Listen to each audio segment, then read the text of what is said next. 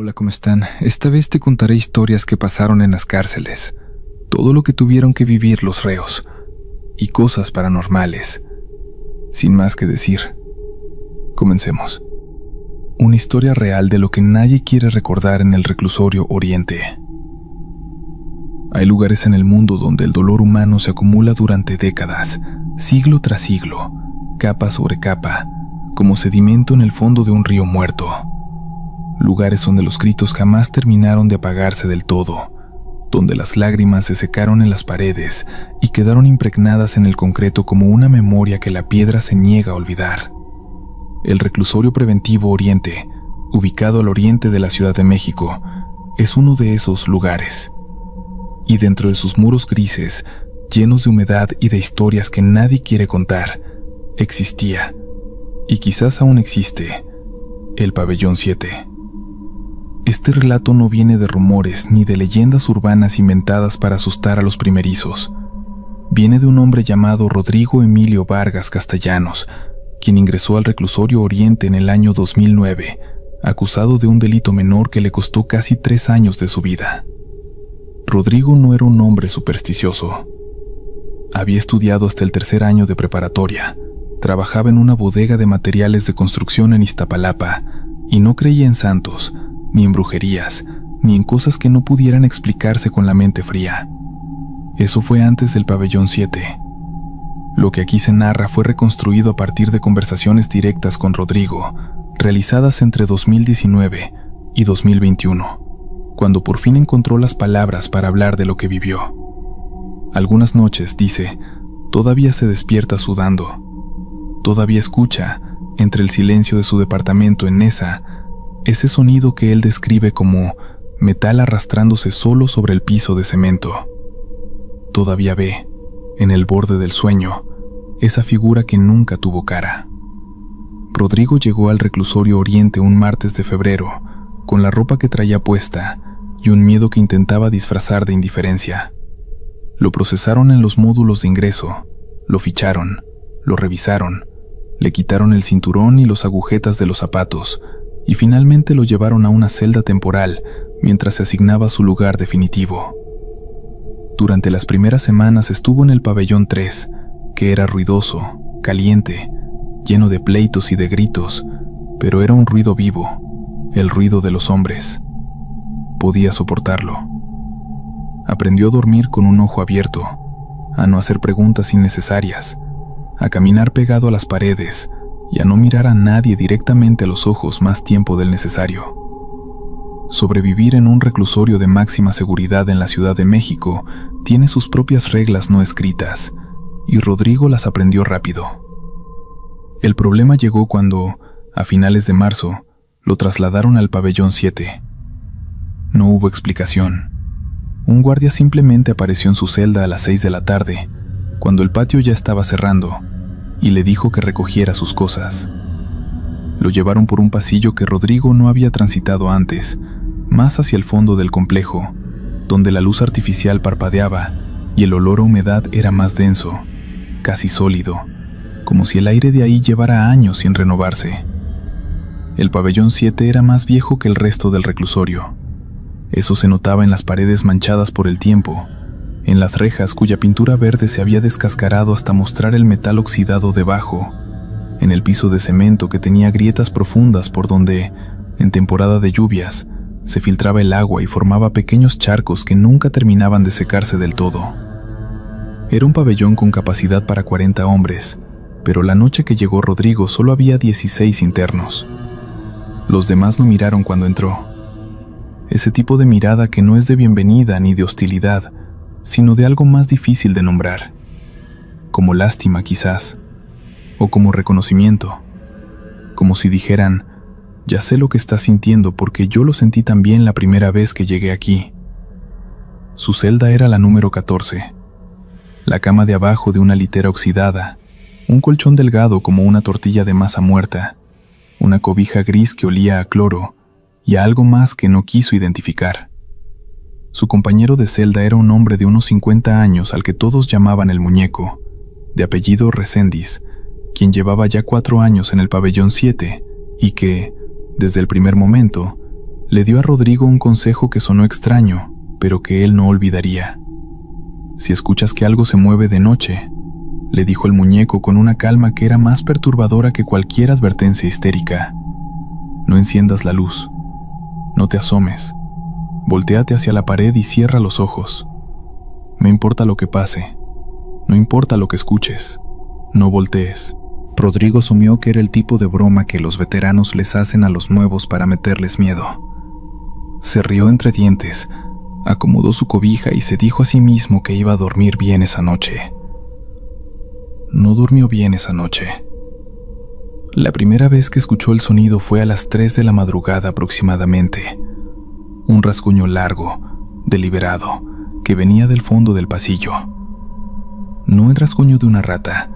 Rodrigo conocía ese sonido de sobra. Las ratas en el reclusorio Oriente eran parte del mobiliario, sino algo diferente, más pesado, como si alguien arrastrara un objeto metálico, lentamente, sin ninguna prisa, sobre el piso de cemento. Se quedó inmóvil en su cama, con los ojos abiertos en la oscuridad.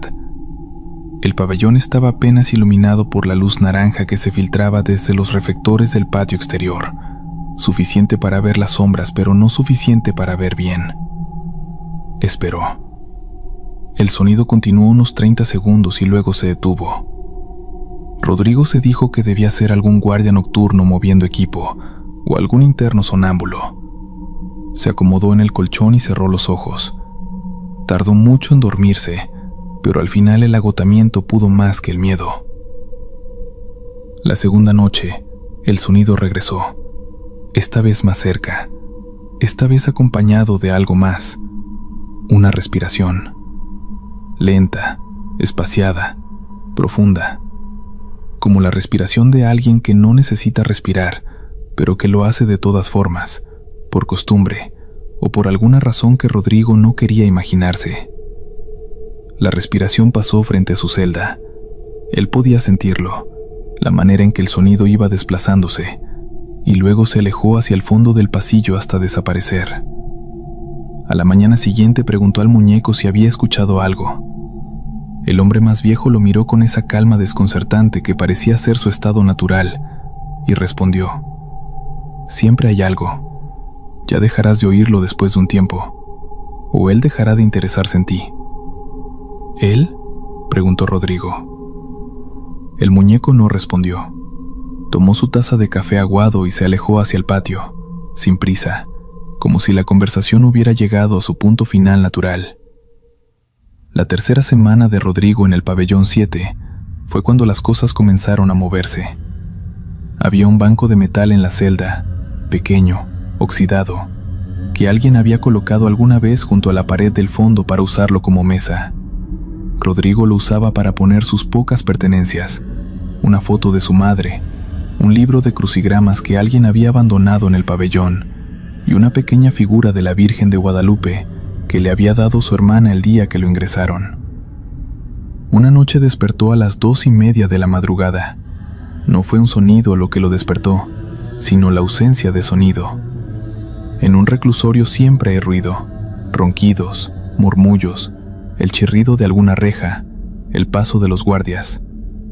Esa noche no había nada. Un silencio absoluto, opresivo, del tipo que hace presión en los oídos como si uno hubiera bajado demasiado rápido en un elevador. Rodrigo abrió los ojos. La celda estaba en penumbra. La figura de la Virgen estaba en el piso. No en el borde del banco como si hubiera caído. Estaba en el centro de la celda, a 1,5 metros del banco, sobre el cemento frío, en un lugar donde no podía haber llegado rodando, porque el piso era plano, y la figura era pequeña, pero maciza, de barro pintado, sin posibilidad de haber rebotado tan lejos. Estaba ahí, simplemente, como si alguien la hubiera colocado ahí mientras él dormía. Rodrigo bajó de la cama, recogió la figura con manos que temblaban apenas. Él insiste en que no fue mucho temblor, que intentó mantener la calma, y la regresó al banco. Se quedó despierto el resto de la noche. Al día siguiente se lo contó al muñeco. El hombre escuchó sin interrumpir, y cuando Rodrigo terminó dijo: «Aquí hubo un hombre. Hace muchos años, antes de que yo llegara. Cuentan que mató a 4 personas dentro del pabellón, uno por uno, durante 4 noches seguidas. Los guardias tardaron en darse cuenta porque nadie gritaba. Ninguno de los muertos gritó». «¿Y qué pasó con él?», preguntó Rodrigo. «Se murió aquí adentro. Dicen que a él tampoco lo escucharon gritar». En el baño colectivo del pabellón 7 había un espejo largo, de metal pulido, empotrado en la pared sobre los lavabos. No era vidrio. Los espejos de vidrio están prohibidos en los reclusorios de máxima seguridad por razones obvias, sino una placa de acero inoxidable gastada que devolvía un reflejo distorsionado, borroso en los bordes, como si las imágenes que mostraba no estuvieran del todo seguras de querer verse. Rodrigo usaba ese baño todos los días y nunca le prestó mayor atención al espejo, hasta la noche en que lo vio. Era pasada la medianoche. Rodrigo había pedido permiso al guardia nocturno para ir al baño. En el pabellón 7 los baños se cerraban a las 10 de la noche, pero el guardia Meléndez, que era conocido por su relativa amabilidad, a veces dejaba ir a los internos si la necesidad era genuina.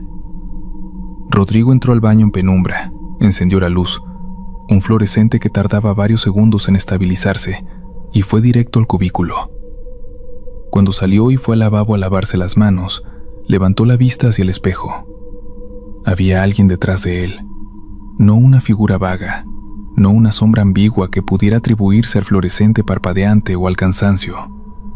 Una figura claramente humana, de pie a unos 2 metros detrás de él, más alta que cualquier hombre que Rodrigo hubiera visto en el pabellón, con los brazos a los lados del cuerpo, la cabeza ligeramente inclinada hacia adelante, el rostro, y aquí es donde Rodrigo siempre se detiene cuando cuenta esta parte, donde la voz se le quiebra apenas, el rostro completamente liso, sin ojos, sin nariz, sin boca, solo la forma de una cabeza humana cubierta por algo parecido a la piel, pero sin nada en ella. Rodrigo dice que su cuerpo se paralizó completamente, no por voluntad, sino de manera física, como si algo hubiera desconectado la señal entre su cerebro y sus piernas.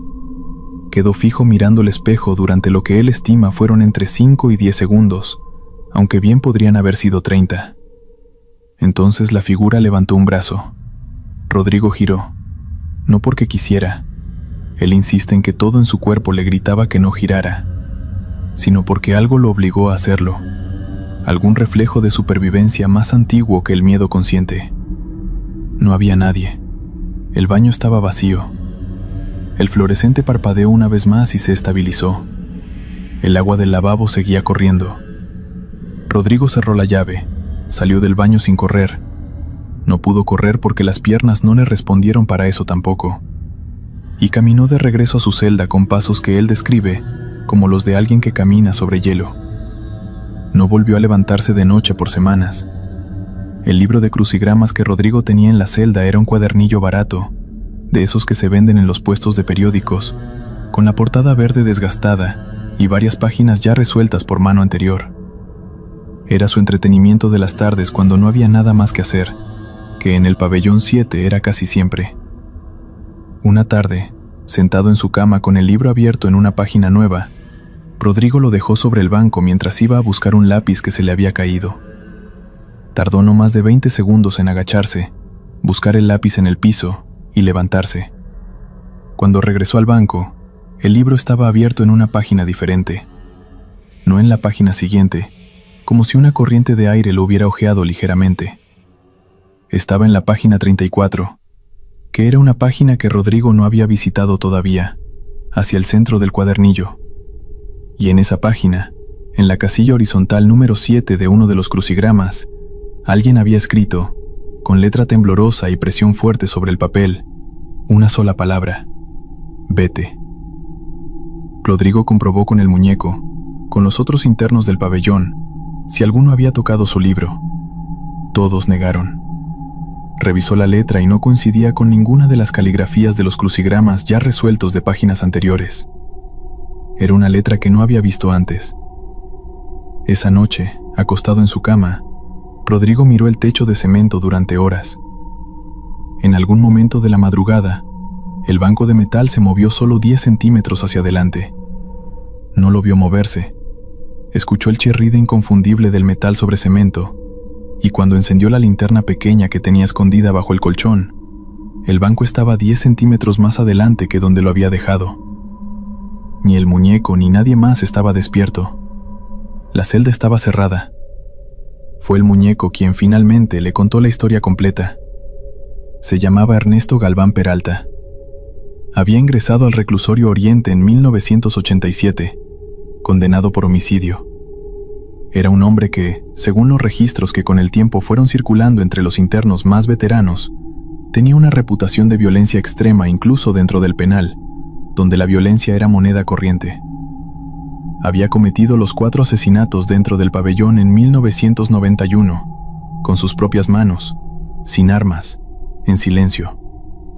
Las víctimas habían muerto sin dejar señales de lucha, como si hubieran aceptado, como si algo en ellas se hubiera apagado antes que sus cuerpos. Galván Peralta murió en 1993, causas no del todo claras. El reporte oficial decía paro cardiorrespiratorio, aunque Galván tenía 42 años y no tenía antecedentes de problemas cardíacos. Lo encontraron en su celda una mañana, en el suelo, con los ojos abiertos y los brazos cruzados sobre el pecho, como si él mismo se los hubiera cruzado antes de morir, lo que anatómicamente era imposible en caso de un colapso súbito. Lo que Rodrigo no sabía, y que el muñeco le contó en voz baja una tarde de domingo en el patio, era que la celda número 14, la celda de Rodrigo, era la misma celda en que Galván Peralta había vivido durante sus 6 años en el pabellón 7. La misma cama, el mismo banco de metal junto a la pared. El banco siempre estuvo ahí, dijo el muñeco. Nadie lo ha movido en años. Nadie quiere tocarlo. El que llegó antes de ti duró 2 semanas y pidió traslado. El que llegó antes de ese otro duró 4 días y se cortó las venas. No para matarse, según él, para que lo mandaran a enfermería. Rodrigo escuchó todo esto en silencio. Luego preguntó: ¿Y tú? ¿Por qué sigues aquí? El muñeco sonrió por primera vez desde que Rodrigo lo conocía. Una sonrisa pequeña, sin alegría. Porque yo lo conozco, respondió. Y él me conoce a mí. Ya llegamos a un acuerdo. Rodrigo nunca le preguntó qué tipo de acuerdo era ese. Todo lo que Rodrigo había experimentado hasta ese punto, los sonidos, el espejo, el libro, el banco moviéndose, podía, si uno se esforzaba mucho, encontrarle alguna explicación racional. El agotamiento, el estrés, la privación del sueño que distorsiona los sentidos. Un reclusorio de máxima seguridad no es un lugar que favorezca la salud mental, y Rodrigo lo sabía. Pero lo que ocurrió la noche del 14 de junio de 2009 no tenía explicación racional. No la ha encontrado en 15 años de intentarlo. Era una noche de calor intenso, ese calor húmedo del verano chilango que se mete en los pulmones y no sale. Los ventiladores de techo del pabellón, 2 para más de 40 celdas, giraban lentamente sin hacer gran diferencia. Rodrigo estaba tendido en su cama, incapaz de dormir, mirando el techo. A las 2:47 de la madrugada, lo sabe exactamente porque tenía un reloj de plástico pegado a la pared con un trozo de cinta adhesiva que uno de los otros internos le había regalado. Comenzó el frío. No fue gradual. Fue inmediato, como si alguien hubiera abierto la puerta de una cámara frigorífica enorme directamente dentro de la celda. En segundos, Rodrigo podía ver su propio aliento. En una noche de verano, en Ciudad de México, dentro de un reclusorio sin aire acondicionado, podía ver el vapor de su propia respiración. El muñeco siguió durmiendo, o eso parecía. Rodrigo se envolvió con la cobija y se quedó absolutamente inmóvil, mirando la oscuridad del techo. Y entonces comenzó a escuchar los pasos, lentos, regulares, pesados, con ese peso específico que tienen los pasos de alguien que no tiene prisa porque sabe que el tiempo no le aplica de la misma manera que a los vivos. Venían desde el fondo del pasillo, se acercaban lentamente y se detenían frente a la celda 14. El silencio que siguió fue peor que los pasos. Rodrigo cerró los ojos. Recordó el consejo del muñeco. No enciendas la luz, no te asomes. Voltéate hacia la pared y cierra los ojos. Lo intentó. Se volcó hacia la pared y apretó los párpados hasta que vio puntos de color detrás de ellos. Entonces escuchó la reja. No el chirrido de una reja abriéndose. Las rejas del pabellón 7 solo podían abrirse desde afuera con la llave del guardia, sino un sonido diferente. Un sonido como de alguien pasando los dedos lentamente, de arriba a abajo, por los barrotes metálicos. Un sonido deliberado, como una comunicación. Rodrigo no abrió los ojos. Se dice a sí mismo que no los abrió. Pero hay un momento en el relato donde duda, donde baja la vista y tarda un par de segundos antes de continuar, y uno se pregunta si en algún punto de esa noche larga, los ojos se abrieron solos, sin su permiso. Lo que dice con certeza es lo siguiente: a cierto punto de la noche, no sabe cuánto tiempo había pasado, el frío desapareció tan repentinamente como había llegado.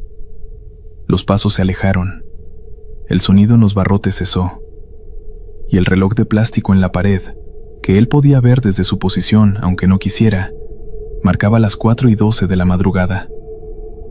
1 hora y 25 minutos habían pasado. El banco de metal estaba en el centro de la celda, no junto a la pared donde siempre estaba, sino en el centro exacto, como si hubiera sido colocado ahí con cuidado.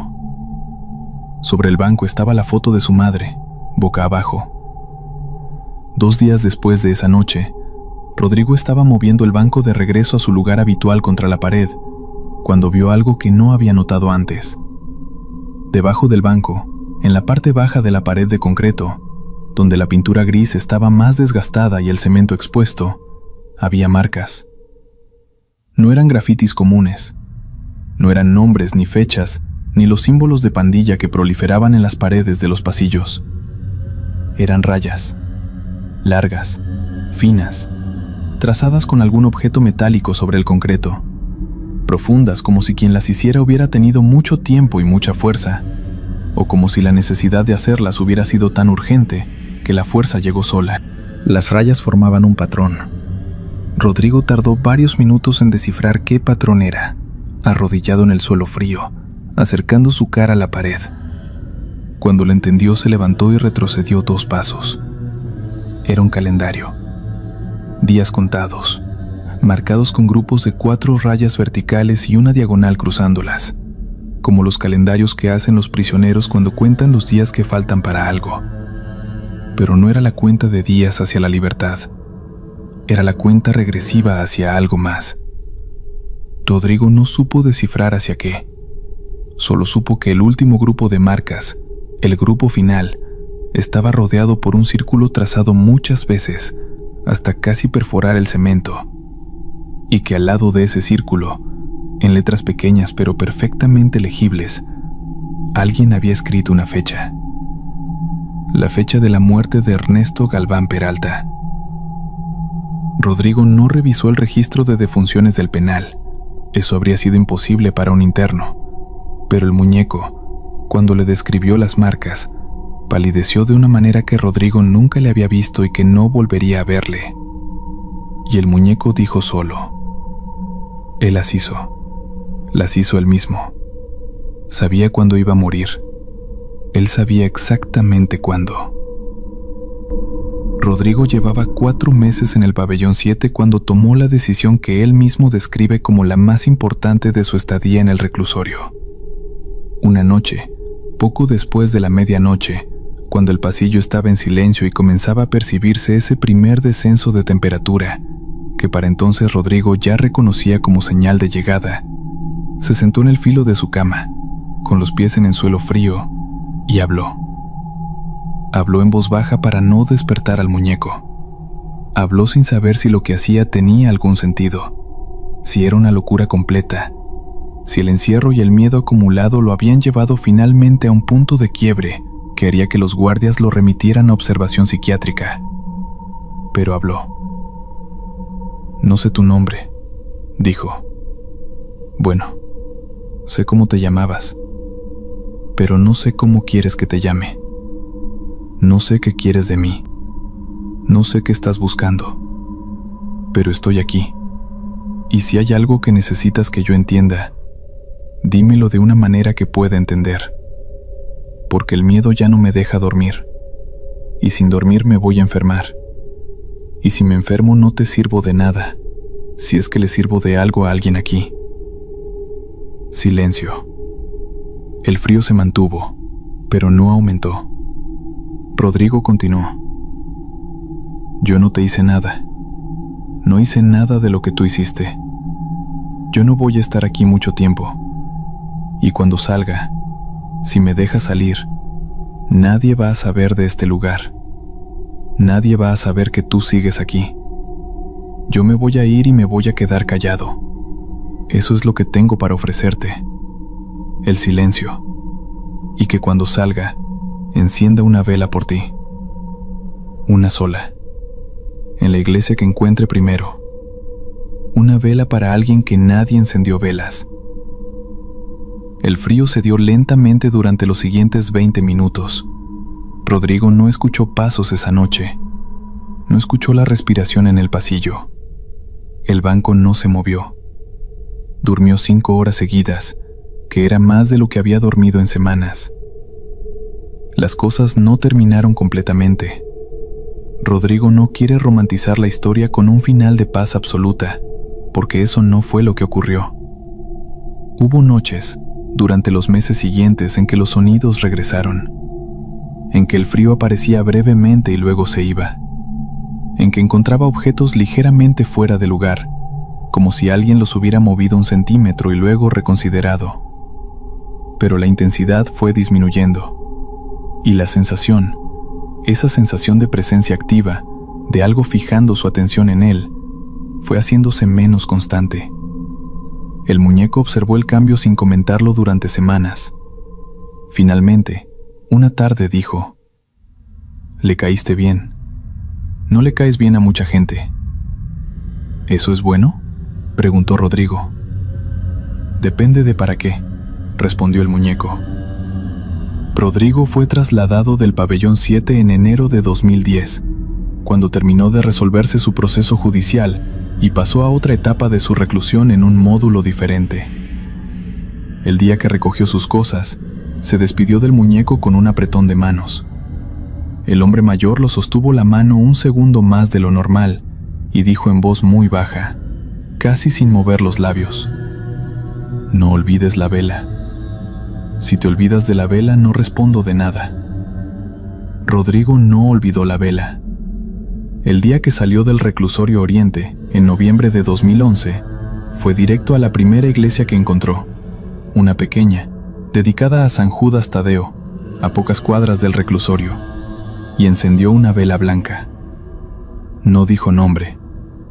Solo pensó en el hombre que había muerto en la celda número 14 en 1993, con los brazos cruzados sobre el pecho en un gesto que nadie había podido explicar.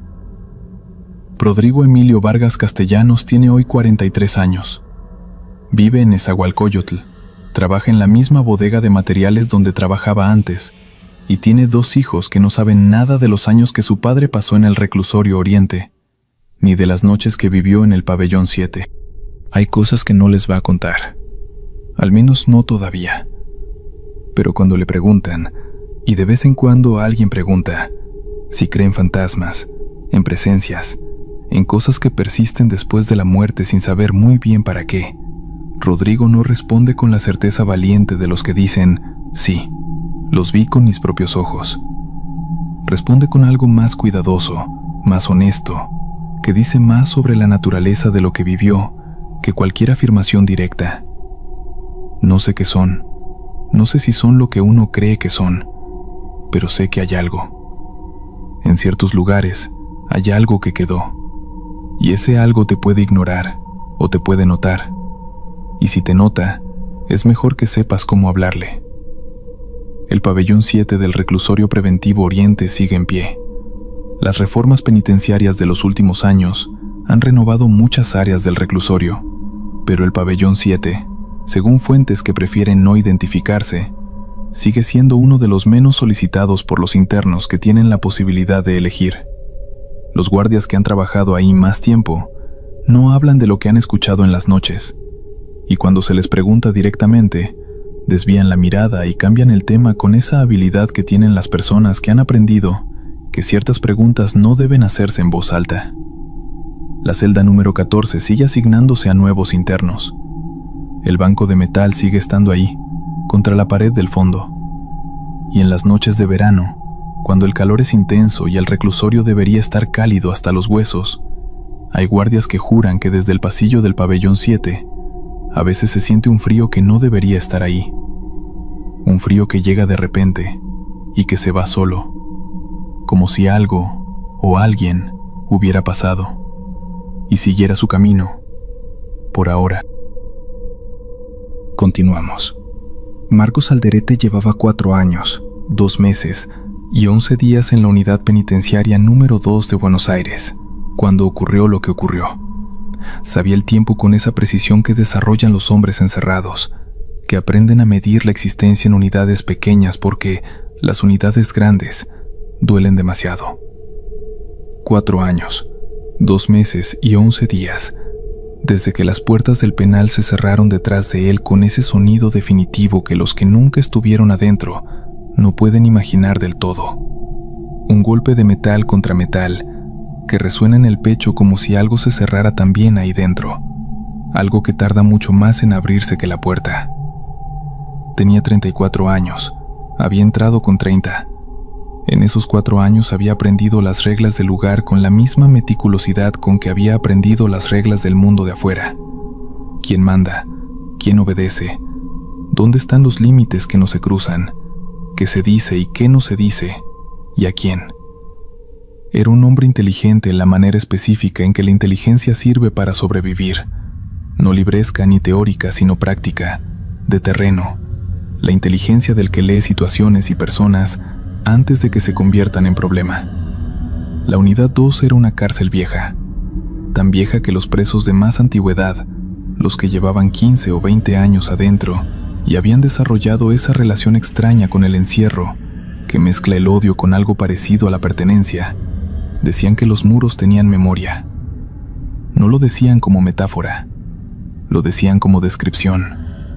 Los muros de esa cárcel tenían más de 80 años y habían absorbido suficiente historia humana, suficiente dolor y desesperación, y violencia y muerte, como para haber desarrollado una presencia propia que los recién llegados tardaban semanas en notar, y que los veteranos ya no separaban del ambiente general del lugar. Marcos estaba en el pabellón 4, planta alta, celda individual, lo que en ese mundo era un privilegio ganado con tiempo y con el tipo de conducta que los guardias reportaban como buena, aunque no siempre lo fuera. Tenía una cama, un inodoro, un lavabo, una ventana con barrotes que daba a un patio interior donde en verano los presos hacían ejercicio y en invierno nadie quería estar. La celda medía 3,5 metros por 2,20 metros. Marcos la conocía de memoria en todas sus dimensiones, porque cuando uno vive en un espacio así, aprende su geometría con el cuerpo antes que con la cabeza. El pabellón 4 tenía fama, no la fama que tienen algunos pabellones por la violencia o por el tipo de reo que aloja. Era otra clase de fama, más antigua y más difícil de articular, que los guardias más nuevos descartaban y los más viejos manejaban con la incomodidad de los que saben algo que no quieren admitir que saben. El pabellón 4 había sido, en otra época de la cárcel, el sector de condenados a muerte. Argentina había abolido la pena capital hacía décadas, pero ese pabellón había existido antes, y los muros recordaban lo que habían visto, aunque los libros de historia ya no lo contaran con detalle. Marcos escuchó las historias del pabellón 4 a lo largo de sus primeros meses ahí. Las escuchó de la manera en que se escuchan esas cosas en la cárcel, en fragmentos, en susurros, en conversaciones que se interrumpen cuando pasa un guardia y se retoman después con una discreción que no habría sido necesaria si fueran solo cuentos. El viejo Fonseca, que llevaba 17 años en ese pabellón y que dormía en la celda del extremo con la calma de alguien que ya no teme nada, porque ya no espera nada, fue el primero en hablarle con algo parecido a la franqueza. Le dijo que el pabellón 4 no dormía del todo, que había noches, especialmente entre la 1 y las 4 de la madrugada, en que algo en el pabellón se despertaba. No siempre, no con ninguna regularidad que Fonseca hubiera podido establecer en 17 años de observación, pero suficientes veces como para que no pudiera atribuirlo al cansancio o a la locura lenta que el encierro produce en todos los hombres si se quedan suficiente tiempo. Le dijo que otros lo habían visto, que había un reo, hacía unos 8 años, en la celda 7, que lo había visto de frente y que después de esa noche no había vuelto a ser el que era, que había pedido traslado con tanta urgencia y con tanto terror en los ojos que los guardias lo habían procesado rápido solo para quitárselo de encima, que ese hombre, según le habían contado a Fonseca, seguía en otro penal, pero que ya no hablaba de noche, que cuando caía la oscuridad se sentaba en el rincón de su celda con las rodillas en el pecho y los ojos abiertos, y no decía nada hasta que amanecía. Marcos escuchó todo eso con escucha de los que han aprendido a filtrar lo que sirve de lo que no sirve. Anotó mentalmente la información sin asignarle todavía ningún valor definitivo. En la cárcel circulan muchas historias y no todas tienen el mismo peso, pero algo en la manera en que el viejo Fonseca hablaba, sin teatralidad, sin el énfasis de quien quiere impresionar, con la sequedad de quien simplemente reporta lo que sabe, le dijo que esa historia tenía un peso diferente. La primera señal fue el frío. No el frío normal de los inviernos de Buenos Aires que se metía por la ventana enrejada y contra el que los presos peleaban con las frazadas que les daban y las que conseguían por otros medios. Era otro frío. Un frío localizado que aparecía sin relación con la temperatura exterior, que Marcos notó por primera vez una noche de junio, cuando se despertó a las 2 de la madrugada con la certeza de que algo en su celda había cambiado.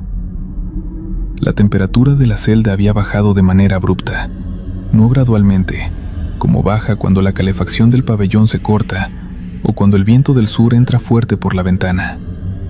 Había bajado de golpe, como si alguien hubiera abierto una puerta a un espacio sin temperatura. Marcos se incorporó en la cama y pudo ver su propio aliento condensándose frente a su cara, una nube blanca que no debería existir a esa hora de ese mes, en una celda que tenía calefacción central. No había nadie en la celda, solo el frío y la oscuridad, y el sonido lejano del pabellón dormido, los ronquidos de algunos, el ruido metálico ocasional de alguien que se daba vuelta en la cama, los pasos lentos del guardia nocturno haciendo su ronda. El frío duró exactamente el tiempo que Marcos tardó en decidir que era real y no un remanente del sueño. Luego se fue. La temperatura volvió a lo que era, y Marcos se quedó sentado en su cama durante un rato más, escuchando el pabellón, antes de volver a acostarse. No le contó a nadie. Todavía no era el momento. La segunda señal fue el sonido. 3 semanas después de la noche del frío, Marcos se despertó de nuevo a una hora similar. Esta vez sin el frío, esta vez por un sonido. Era un sonido que venía del pasillo del pabellón, que en esa hora estaba cerrado con la reja que separaba el corredor de las celdas y que solo los guardias podían abrir. Un sonido de pasos, pero pasos que no correspondían a los del guardia nocturno, que Marcos conocía bien después de 4 años de escucharlos. El guardia usaba botas que resonaban de cierta manera en el piso de cemento del corredor, con un ritmo regular y predecible, ida y vuelta, ida y vuelta. Estos pasos eran diferentes, más lentos, con un ritmo irregular que no era el ritmo del cansancio ni de la precaución, sino de algo que caminaba de una manera que no era exactamente como caminan las personas. Y había algo más.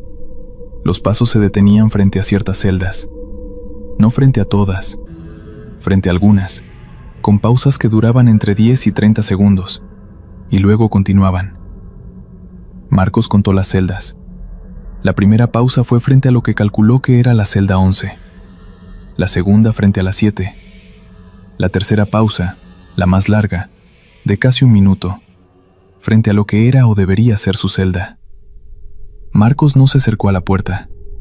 Tenía la cama contra la pared del fondo, lo más lejos posible de la puerta enrejada de la celda, y desde ahí escuchó la pausa frente a su celda, con el tipo de quietud que el cuerpo adopta cuando el instinto dice: no te muevas antes de que la cabeza pueda procesar por qué. Los pasos continuaron después de la pausa. Los escuchó alejarse hacia el extremo del pabellón donde estaba la celda del viejo Fonseca. Luego no escuchó más. A la mañana siguiente fue a hablar con Fonseca durante el tiempo de patio.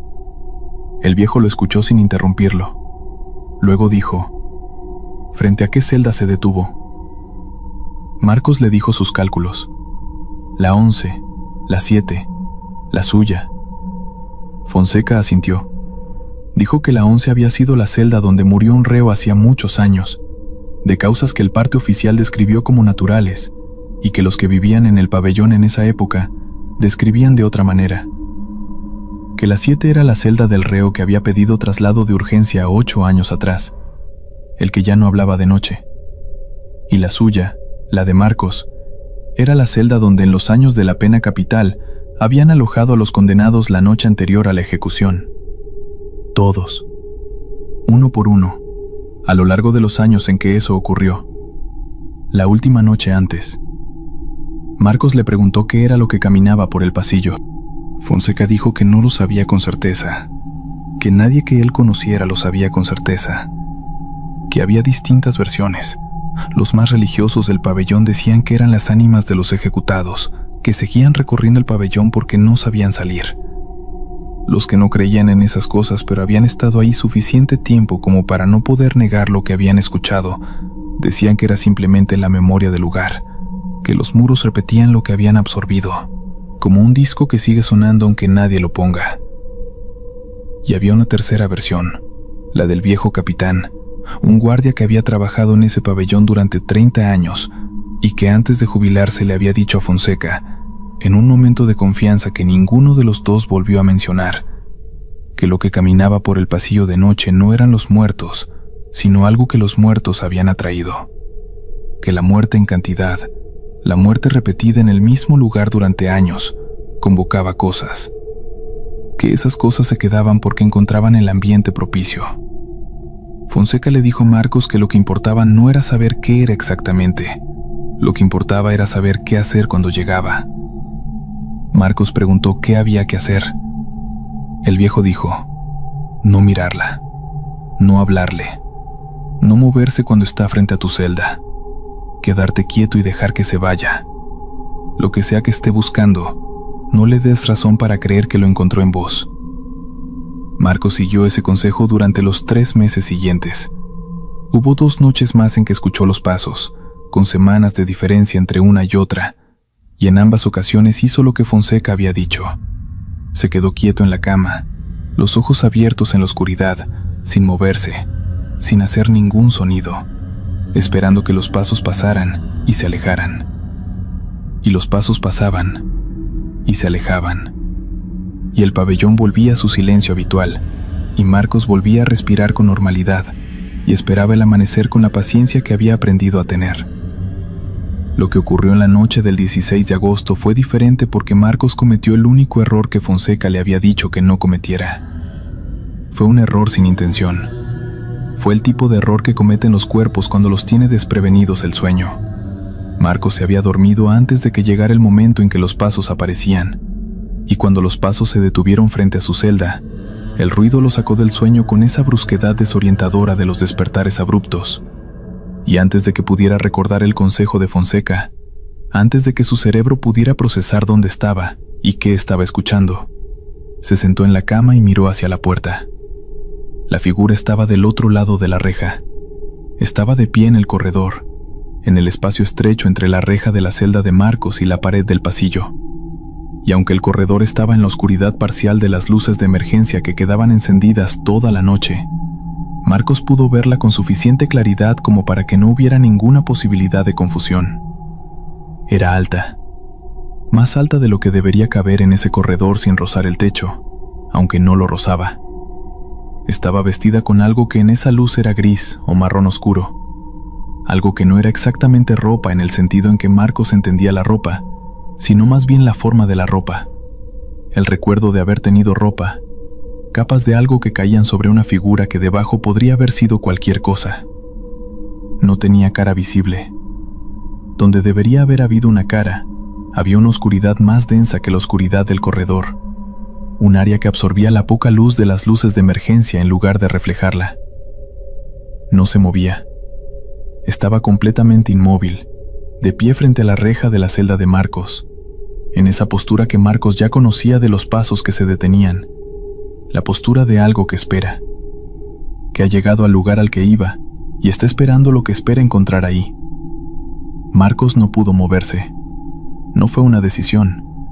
Fue la parálisis que produce cierto tipo de miedo, el miedo que va más allá del peligro físico y llega a algo más profundo, más antiguo. El miedo que los hombres sienten cuando se encuentran con algo que su cerebro no puede categorizar en ninguna de las categorías que maneja el mundo ordinario. La figura giró lo que debería haber sido su cara hacia él. No había cara, pero había algo ahí, en esa oscuridad más densa, algo que se orientó hacia Marcos con la precisión de una mirada aunque no hubiera ojos. Y Marcos sintió esa orientación como se siente el calor de una fuente de calor, físicamente, en la piel, en los huesos, en ese lugar del pecho donde el cuerpo registra las cosas antes de que la mente las procese. No era el frío de las otras noches, era lo contrario. Era una tensión que tenía peso y temperatura, que lo tocaba desde el otro lado de la reja con una intimidad que ninguna mirada humana había tenido nunca, que lo revisaba de una manera que iba más allá de lo que los ojos pueden revisar. Como si lo que fuera esa figura pudiera ver no solo lo que Marcos era en ese momento, sino todo lo que había sido y todo lo que sería, los capas enteras de historia y decisión y consecuencia que habían llevado a ese hombre, a esa celda, de ese pabellón, de esa cárcel. Marcos quiso cerrar los ojos. No pudo. Quiso gritar. Tampoco pudo. La garganta estaba bloqueada con la misma eficacia con que estaban bloqueados los músculos del resto del cuerpo. Solo podía respirar, apenas, con respiraciones cortas y superficiales que apenas alcanzaban para mantenerlo consciente. La figura extendió un brazo hacia la reja, no para abrirla, no para tocarla. Lo extendió de la misma manera en que se extiende un brazo hacia algo que se quiere señalar o alcanzar, con esa lentitud que hacía que cada movimiento fuera absolutamente visible y absolutamente imposible de ignorar. Los dedos de esa mano, que Marcos pudo ver con más detalle de lo que hubiera querido, eran demasiado largos, demasiados. El número equivocado en el largo equivocado, dispuestos de una manera que era casi correcta pero no del todo, como una copia de una mano humana hecha por alguien que había visto muchas manos, pero que no había tenido nunca una propia. Los dedos tocaron la reja. El sonido que produjo ese contacto no fue el sonido del metal. Fue algo más suave y más seco al mismo tiempo, como el sonido de hojas viejas aplastadas, como el sonido de algo que se rompe sin romperse del todo. Y en el momento en que los dedos tocaron la reja, la temperatura de la celda bajó de golpe, el mismo frío abrupto de la primera noche, pero multiplicado. Un frío que Marcos sintió en los pulmones con cada respiración corta que lograba dar. Y entonces la figura habló, no con palabras, no con ningún sonido que Marcos pudiera describir después como voz humana. Era un sonido que venía de algún lugar entre el cuerpo de esa figura y el aire del corredor. Un sonido que estaba en la frecuencia justa para que no fuera exactamente audible, sino más bien perceptible, como cuando uno escucha el zumbido de algo eléctrico que está en el límite de lo que el oído registra. Pero ese sonido tenía contenido. Tenía algo que Marcos recibió no a través de los oídos, sino a través de algún otro canal que no sabría nombrar después. Lo que recibió no eran palabras, pero tenía la estructura de las palabras. Era algo que decía, te veo. No como amenaza ni como saludo, como constatación, como alguien que después de buscar durante mucho tiempo, finalmente encuentra y simplemente confirma lo que encontró. Marcos no sabe cuánto tiempo duró. Cuando la figura se fue, cuando simplemente dejó de estar con esa misma ausencia de proceso con que había llegado, sin moverse ni desvanecerse, sino simplemente dejar de estar. El reloj del pabellón que podía ver desde su cama marcaba las 4:12. No podía saber a qué hora había empezado. Se descubrió a sí mismo de rodillas en el piso de la celda, aunque no recordaba haber bajado de la cama. Tenía las manos juntas frente al pecho, en un gesto que no había hecho desde chico, desde cuando su madre todavía lo llevaba a misa los domingos, en el barrio de Floresta donde había crecido. El frío seguía en el cuarto, aunque menos intenso, retrocediendo como retrocede una marea. Estuvo así hasta que empezó a clarear. Al día siguiente tenía los ojos de alguien que no había dormido, pero algo más también, algo que el viejo Fonseca notó en cuanto lo vio durante el desayuno. Se acercó a su mesa y sin sentarse, sin hacer que pareciera una conversación de las que llaman la atención, le dijo en voz baja: ¿La viste? No era pregunta. Marcos dijo que sí. Fonseca dijo: ¿Te habló? Marcos dijo que no con palabras, que con otra cosa. Fonseca asintió despacio. Dijo: los que les habla son los que llevan mucho tiempo en la celda de antes. En tu celda. Porque ahí es donde los esperaba antes, ¿entendés? En esa celda esperaba a los que iban a morir. Y creo que todavía no entiende que eso ya no pasa.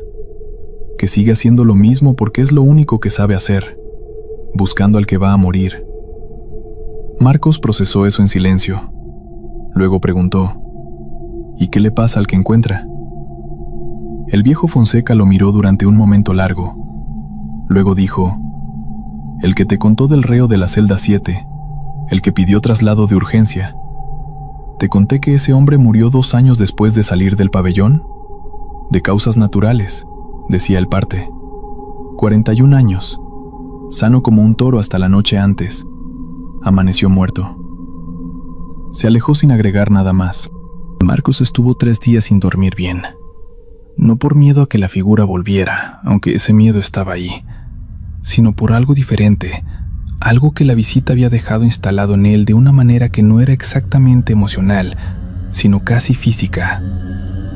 Una conciencia de su propio cuerpo que no había tenido antes, una atención hacia sus propias funciones vitales que se volvió casi obsesiva.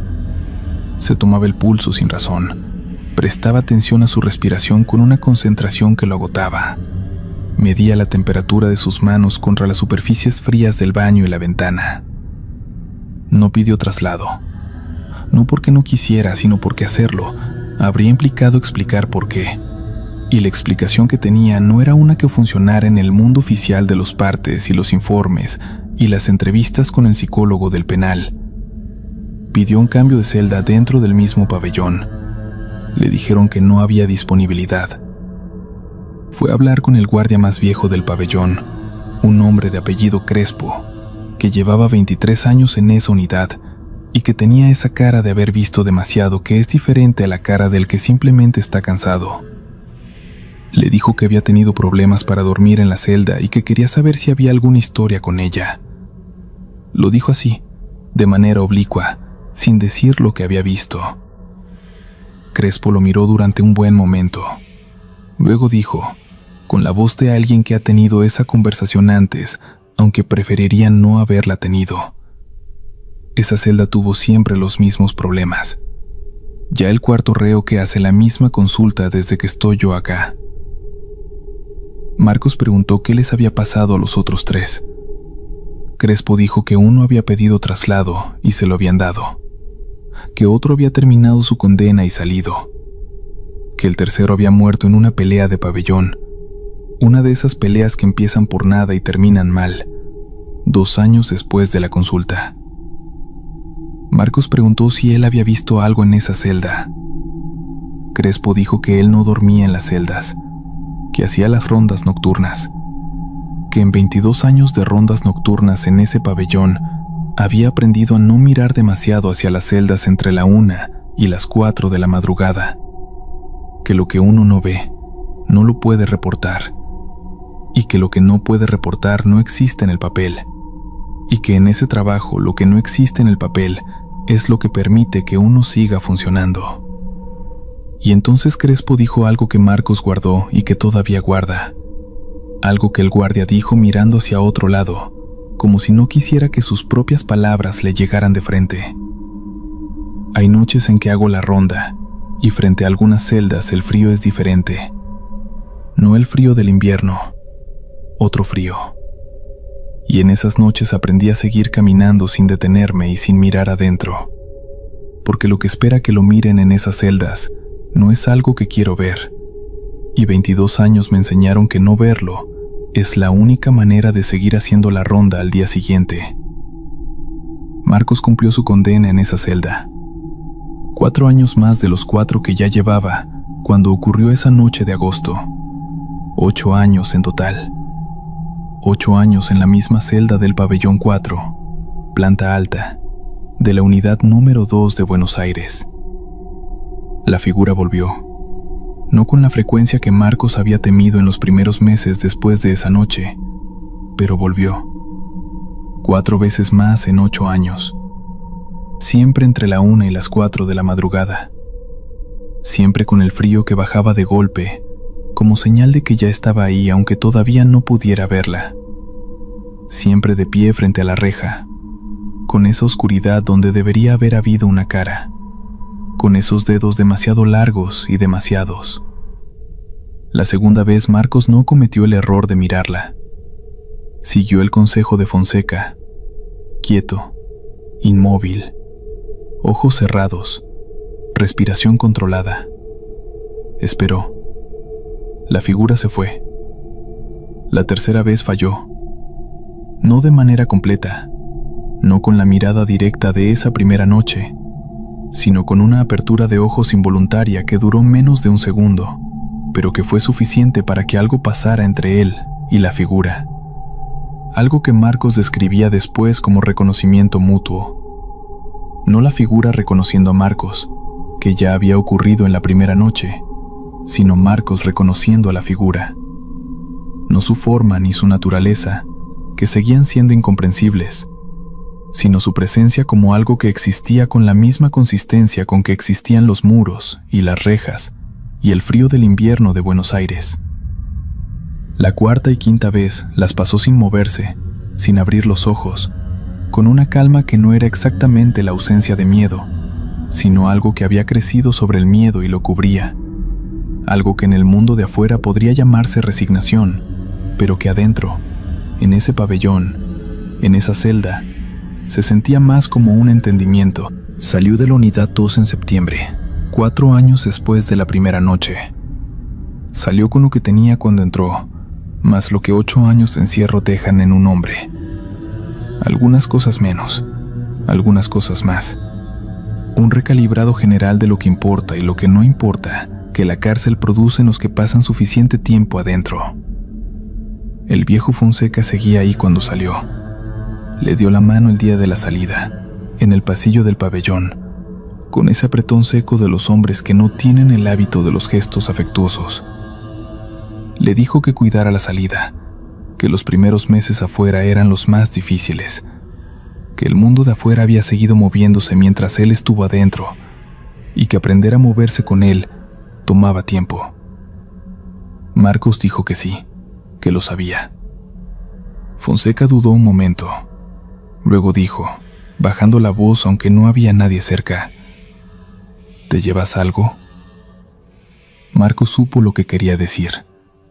No si se llevaba ropa o libros o las pocas pertenencias que había acumulado en 8 años, si se llevaba algo de lo otro. Dijo que no lo sabía todavía. Fonseca asintió.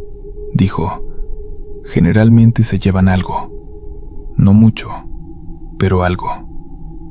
Marcos lleva 3 años afuera.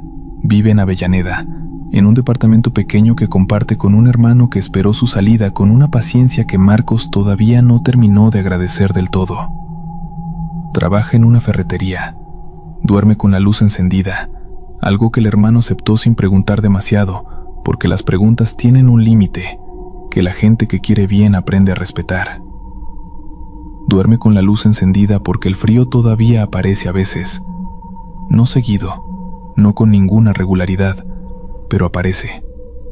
A veces en invierno, a veces en otra estación, sin relación con la temperatura exterior. Ese frío abrupto que baja de golpe como si alguien hubiera abierto una puerta a un espacio sin temperatura. Y cuando aparece, Marcos se sienta en la cama con la espalda contra la pared y espera que se vaya, con los ojos abiertos, quieto, sin moverse. Siempre se va.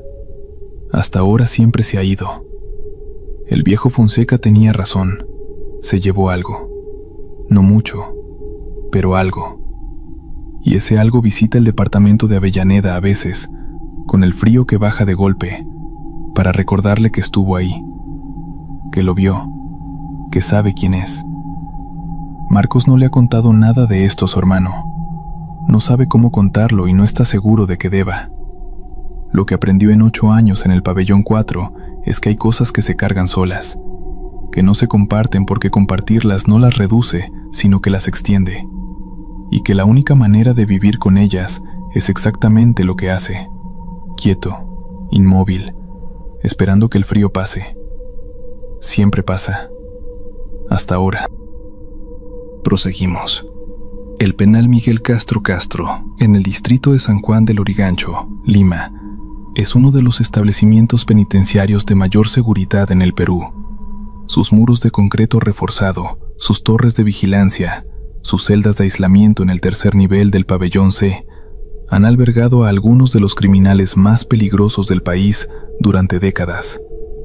Es también, para quienes han pasado tiempo suficiente entre sus paredes, un lugar donde ciertas noches no se parecen a ninguna otra noche del mundo. Este es el testimonio de Marco Antonio Quispe Lazo, quien ingresó al Castro Castro en el año 2014, condenado a 11 años por tráfico ilícito de drogas, y quien salió de ese lugar en 2019, gracias a una reducción de pena por buena conducta. Una buena conducta que, según él mismo reconoce, no tuvo nada que ver con virtud, y todo que ver con el terror que lo obligó a no moverse de su cama durante meses. Marco Antonio tenía 31 años cuando entró. Era un hombre del Callao, hijo de portuarios, acostumbrado a la vida difícil de los muelles y los barrios que los rodean. No era dado a los miedos irracionales, había crecido viendo peleas, había conocido la violencia de cerca desde niño, y consideraba que su umbral para el espanto era considerablemente más alto que el de la mayoría. El primer mes en el Castro Castro le enseñó que ese umbral era, en realidad, mucho más bajo de lo que imaginaba. Lo ubicaron en la celda 31 del pabellón C, planta baja. Era una celda para 2 personas, aunque en ese momento él era el único ocupante. El otro catre estaba vacío, con el colchón doblado sobre sí mismo y atado con una tira de tela, como lo dejan cuando un interno ha salido y están esperando al siguiente. Los guardias no le dijeron nada sobre el anterior ocupante. Los otros internos tampoco hablaron al respecto durante los primeros días. Fue solo en la segunda semana que un hombre al que todos llamaban el Tuerto Perales, un veterano del pabellón que llevaba ya 8 años allá adentro, se sentó a su lado en el comedor y le dijo en voz muy baja, sin mirarlo a los ojos: «El que estaba antes en tu celda se fue al hospital. Dicen que se le rompió algo adentro de la cabeza. Dicen que empezó a gritar una noche y no paró hasta que perdió el conocimiento. Dicen que cuando lo encontraron, tenía los ojos abiertos pero no veía nada». Marco Antonio quiso preguntar más. El Tuerto Perales se levantó y se fue antes de que pudiera hacerlo. Las primeras anomalías comenzaron en la tercera semana. Pequeñas cosas que, aisladas, no significaban nada. El catre vacío amanecía algunas mañanas con el colchón ligeramente desatado, como si alguien hubiera estado sentado sobre él durante la noche y lo hubiera dejado caído. Marco Antonio lo atribuía al movimiento del edificio, a las vibraciones del reclusorio, a cualquier explicación que le permitiera dormir. Pero el colchón no tenía manera de desatarse solo. La tira de tela era un nudo doble, bien apretado, el tipo de nudo que un hombre hace cuando no quiere que algo se mueva. Y sin embargo, cada 3 o 4 días, amanecía suelto. Luego comenzaron los olores. No el olor habitual del pabellón, que era una mezcla constante de humedad, orines mal limpiados, comida recalentada y el sudor de 100 cuerpos en un espacio sin ventilación adecuada. Este era un olor diferente, específico. Marco Antonio tardó varios días en identificarlo, y cuando lo hizo se quedó helado.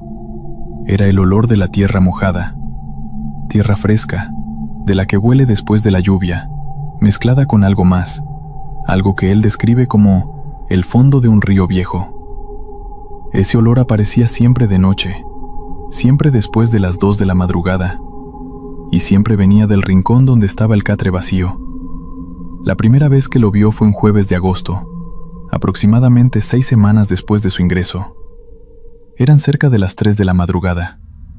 Marco Antonio estaba despierto, como lo estaba muchas noches porque el sueño en el Castro era un bien escaso, y miraba el techo cuando notó que la oscuridad en el rincón del catre vacío era distinta, más densa, no más oscura en términos de luz, sino más densa en términos de presencia, como si el aire de ese rincón tuviera peso, como si algo estuviera desplazando el espacio con su volumen. Se incorporó en la cama, apoyándose en los codos, y miró.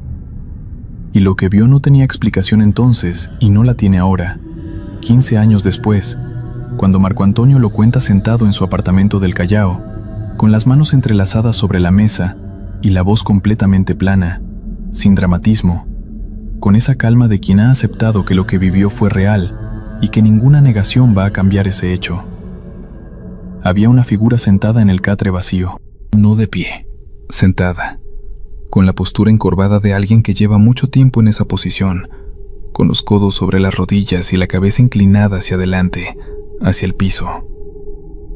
Era oscura, no negra, sino oscura como son oscuras las cosas que existen en la penumbra, cuando no hay suficiente luz para definirlas, pero sí suficiente para ver que están ahí. No tenía contornos perfectamente definidos, sino que sus bordes se difuminaban hacia la oscuridad que la rodeaba, como si fuera parte de ella y a la vez algo separado. Marco Antonio no gritó. Dice que quiso gritar y que el sonido simplemente no salió, como si la garganta se hubiera cerrado sola. Se quedó inmóvil en su cama, en esa posición de medio incorporado, mirando la figura durante lo que él estima fueron 2 o 3 minutos, aunque bien podrían haber sido 10. La figura no se movió, no levantó la cabeza, solo estaba ahí, sentada, con esa presencia pesada que llenaba el rincón de una manera que el aire solo no puede llenar. Luego, tan gradualmente que Marco Antonio no supo exactamente en qué momento ocurrió, la figura dejó de estar. No desapareció de golpe, simplemente fue haciéndose menos presente, menos tensa, hasta que el rincón volvió a ser solo oscuridad normal y el catre vacío volvió a ser solo un catre vacío. Marco Antonio no durmió en lo que quedó de esa noche. A la mañana siguiente tenía ojeras hasta los pómulos y las manos le temblaban ligeramente cuando tomaba la taza del desayuno. El tuerto Perales lo observó desde el otro extremo del comedor y asintió una sola vez, lentamente, como si viera algo que reconocía. Fue esa tarde, durante la hora del patio, que el tuerto Perales le contó sobre el origen de la celda 31. Le contó con la misma voz baja de siempre, mirando hacia el muro de concreto del fondo para que nadie viera sus labios moverse, que en los años 90, durante los peores periodos de violencia política, el Castro había sido el destino de muchos prisioneros que llegaban con condenas que nunca iban a cumplirse completamente, porque estaban destinados a no salir. Algunos de esos hombres murieron dentro del penal en circunstancias que los informes oficiales describían con eufemismos cuidadosos.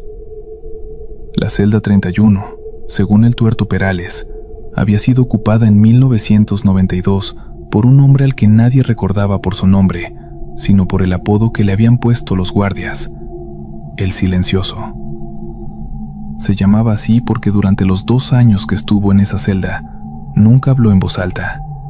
Solo susurraba, y solo de noche, y solo hacia el rincón donde ahora estaba el catre vacío que Marco Antonio no podía dejar de mirar.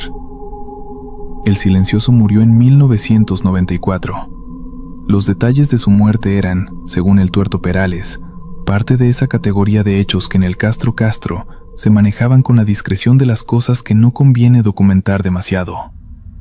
Lo que sí se sabía, porque los guardias de esa época lo habían contado a lo largo de los años en ese proceso lento de transmisión oral que tienen las instituciones donde la gente pasa mucho tiempo, era que la mañana en que encontraron al silencioso, el guardia que abrió la celda primero vio que el hombre estaba en el suelo, a 1 metro de su catre, con la cara vuelta hacia el rincón vacío, y que en el rincón, en la pared de concreto, había marcas que nadie había visto antes. Marcas largas, verticales, trazadas con las uñas o con algo más duro, que bajaban desde la altura de una cabeza humana hasta el piso, como si alguien hubiera estado parado en ese rincón durante mucho tiempo, muy quieto, con los dedos apoyados en la pared.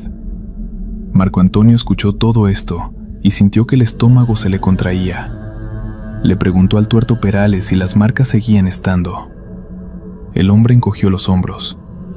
Han pintado esa celda muchas veces, pero dicen que la pintura no agarra igual en ese rincón. Siempre se descascara primero ahí. Esa noche, después del cierre de celdas, Marco Antonio encendió el encendedor que guardaba escondido bajo el colchón y alumbró el rincón del catre vacío. La pintura estaba descascarada. En el concreto expuesto, apenas visibles bajo la capa de pintura que quedaba, podían distinguirse líneas verticales largas.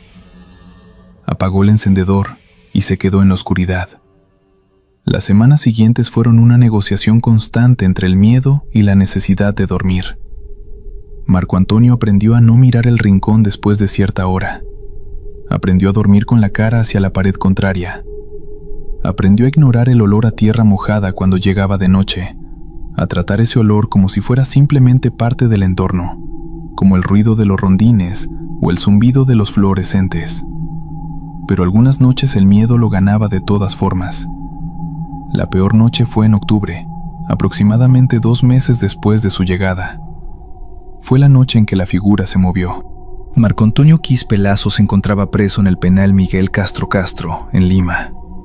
Una noche se despertó por un frío localizado y un olor a tierra mojada. En el centro de la celda, a menos de 1,5 metros de su catre, había una figura de pie, encorvada, con los brazos colgando con una laxitud que no era la de un cuerpo vivo. Permaneció mirándola casi 2 horas, inmóvil, hasta que el reloj de la guardia marcó las 4:40. En algún momento de esa vigilia escuchó un susurro bajo, continuo, dirigido no hacia él sino hacia el rincón del catre vacío, como si la figura mantuviera una conversación con algo invisible. Cuando el frío cedió y el olor se disipó, la celda estaba vacía. No era la primera vez que algo ocurría en esa celda. Los presos veteranos del pabellón C la llamaban así por una razón. Un interno conocido como el Tuerto Perales le reveló que él mismo había ocupado la celda 31 4 años atrás, durante 3 semanas insoportables, antes de pedir traslado. Le describió cómo la figura, apodada el Silencioso, susurraba de noche, siempre hacia el mismo rincón, nunca de forma inteligible. Le dijo también lo que había hecho para sobrevivir esas últimas semanas: buscar el nombre real del muerto en los archivos del penal, pronunciarlo en voz alta con respeto, como se le habla a alguien que merece ser recordado. Después de eso, la figura no desapareció, pero se quedó quieta. Marco Antonio no tenía dinero ni contactos para acceder a los archivos. Lo que tenía era tiempo y acceso a la memoria oral del reclusorio, esa cadena imperfecta que transmite los datos de los muertos de veterano en veterano, perdiéndose fragmentos en cada paso pero llegando a algo al final. El nombre era Isaías Condori Mamani. Había nacido en Puno, en los años 50. Llegó al Castro como preso político en 1992 y murió en 1994, a los 40 y pocos años, en circunstancias que nadie nombraba directamente, pero que todos los que habían estado ahí el tiempo suficiente describían con el mismo silencio elocuente. Una noche de diciembre, cuando el olor a tierra mojada comenzaba a instalarse en el rincón del catre vacío, Marco Antonio se sentó al filo de su cama y dijo en voz baja: Isaías. Solo eso. 3 veces, separadas por un silencio que intentó llenar de reconocimiento y dignidad. La figura apareció de todas formas esa noche, pero se quedó en su rincón. No se movió hacia el centro de la celda, no susurró, solo estuvo ahí, en silencio, y Marco Antonio tuvo por primera vez la impresión de que no estaba siendo observado, sino acompañado. La diferencia entre las dos cosas, dice, es sutil pero absoluta. Pasó el invierno y llegó el verano gris de Lima. La figura siguió apareciendo, pero ya no de la misma manera.